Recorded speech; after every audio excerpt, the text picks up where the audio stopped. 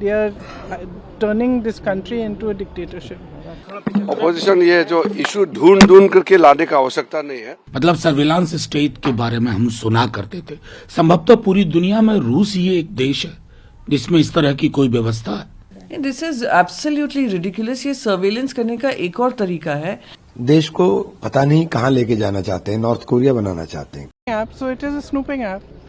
I mean, clearly it's ridiculous. Now, where else do they want to, I mean, citizens have their right to privacy. Even all of you must be having a right to privacy to send your own messages to family, friends, without the government looking at everything. It's not just one thing. It's not just snooping on the telephones. It's overall. They are turning this country into a dictatorship in every form. You ask me every day why Parliament is not functioning. It's not functioning because they are refusing to talk about anything. So it's very easy to blame the opposition, but the fact is they are not allowing any discussion on anything, and that is not democracy. A healthy democracy demands discussion, and everybody has different views. You hear them out. Priyanka ji, आपकी party ने क्या मांग करेगी? संचार साथी app को वापस लिया जाए, एटलीस्ट रोल बैक किया जाए। रोल बैक करना तो चाहिए। अभी मैंने सबसे बात नहीं की है, तो आज शायद वो चर्चा करके अपना डिसीजन लेंगे कि हमारा क्या स्टैंड है। लेकिन government is saying it's for national security, so that can not be and the fraud will be easy to report the government for national security. But that's a very fine line, no? It's a very fine line between fraud is easy to report and we can see everything that every citizen of India is doing on their phone. So that's not how it should work.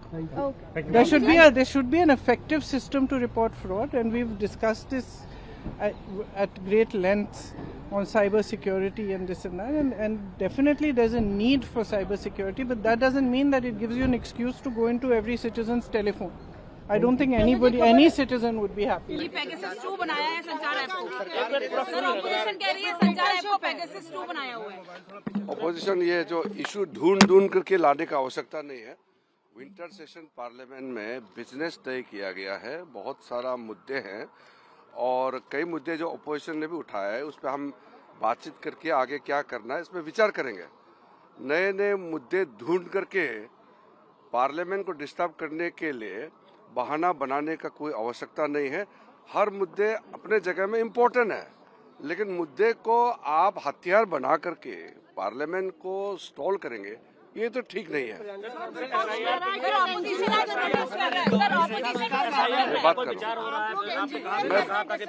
बात करेंगे। मैं आज मैं opposition प्रमुख नेताओं से बात करेंगे। आज बात करेंगे। वैसे भी मैं टच में हूँ, मैं कुछ और बात लेकर के उनसे बात करूंगा। देखिए, हम शुरू से कहा है कि अपोजिशन पार्टी से बातचीत करने में हम बहुत ही अपने आप को आगे रखते हैं, मैं पीछे नहीं हटता हूँ। और पार्लियामेंट्री डेमोक्रेसी में एक दूसरे के बीच में आदान प्रदान होना चाहिए। देखिए, उनके जो इश्यूज है उसको हम कम नहीं आंक रहे हैं, लेकिन इश्यूज बहुत होते हैं। एक इशू नहीं है, देश में कई इशू होते हैं। हम बात करेंगे। बीच का रास्ता निकल सकता है, आप कोशिश तो कर रहे हैं। हम रास्ता ढूंढ के निकलेंगे। बात करेंगे। सर, टेलीकॉम मिनिस्ट्री ने हर मोबाइल में पहले से प्री इंस्टॉल संचार साथी ऐप डालने के निर्देश दिए हैं। विपक्ष लगातार कह रहा है कि क्या पेगासस के बाद कोई और सॉफ्टवेयर नहीं, ये तो पेगासस वगैरह को पीछे छोड़ देगा। और ये टेलीकॉम मिनिस्ट्री ने तो किया नहीं होगा, ये जोशी जी का आइडिया होगा जो बैठते हैं बड़े दरबार में, और उनके आइडिया से अब प्री इंस्टॉलेशन, मतलब सर्विलांस स्टेट के बारे में हम सुना करते थे। संभवतः पूरी दुनिया में रूस ही एक देश है जिसमें इस तरह की कोई व्यवस्था है। उन्होंने भी संभवतः इसी बरस ये मैंडेटरी किया। किस दिशा में हम जा रहे हैं? एक बहुमत की सरकार अल्पमत वाली असुरक्षा की भावनाओं से जब घिरती है ना, तो इस प्रकार की हरकतें कर बैठती हैं। बाज आइए। This is absolutely ridiculous. ये सर्वेलेंस करने का एक और तरीका है कि आप वो ऐप कह रहे हैं किस आड़ में ला रहे हैं कि वो आपकी अगर फोन चोरी होती है, मिसयूज होता है तो ट्रैक कर पाएगा। पर अगर वो ट्रैक कर पाएगा तो यानी आपकी सारी एक्टिविटीज वो ट्रैक कर पाएगा, वो आप डिलीट भी नहीं कर सकते हैं अपने फोन से। तो ये जैसे एक बिग बॉस के हाउस में आपके ऊपर कैमरा हमेशा लगा रहता है, वैसे आपका फोन जो एकदम पर्सनल चीज है, आपकी प्राइवेट स्पेस है और प्राइवेसी हमारा अधिकार है, आप उसी का लगातार हनन कर रहे हैं। हम आपसे कह रहे हैं आप रिड्रेसल सिस्टम्स ढूंढिए, आप सर्वेलेंस सिस्टम्स बना रहे हैं। इतना क्या आपको लोगों को कंट्रोल करने की, नियंत्रण करने की, कौन क्या कर रहा है, किससे बात कर रहा है, क्या देख रहा है, क्यों देख रहा है, ये कितना सरकार दखल अंदाजी देगी प्राइवेट फैमिलीज में, प्राइवेट फोन्स में, प्राइवेट चीज़ों के निजी जिंदगी में। तो इसका तो हम पुरजोर तरीके से विरोध करेंगे, क्योंकि आप पूरे देश को ही एक सर्वेलेंस नेशन बना रहे हैं। देश को पता नहीं कहां लेके जाना चाहते हैं, नॉर्थ कोरिया बनाना चाहते हैं क्या? लोगों के अधिकारों के ऊपर इतना अंकुश लगाने की बात कि उनकी निजता के ऊपर सीधा सीधा हमला होगा, ये लोगों को समझना चाहिए। क्या सरकार की मंशा क्या है?